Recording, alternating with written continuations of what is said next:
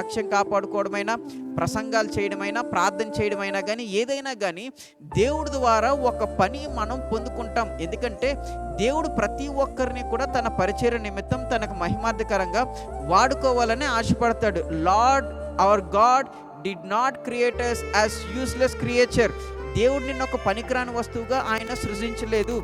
నిన్ను ఒక పనికిమాలినోడుగా ఆయన సృజించలేదు. నిన్ను సృజించుకున్నది ఆయన పని నువ్వు చేయడానికి.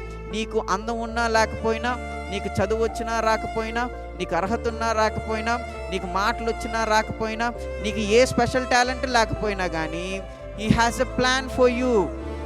He has a plan for you.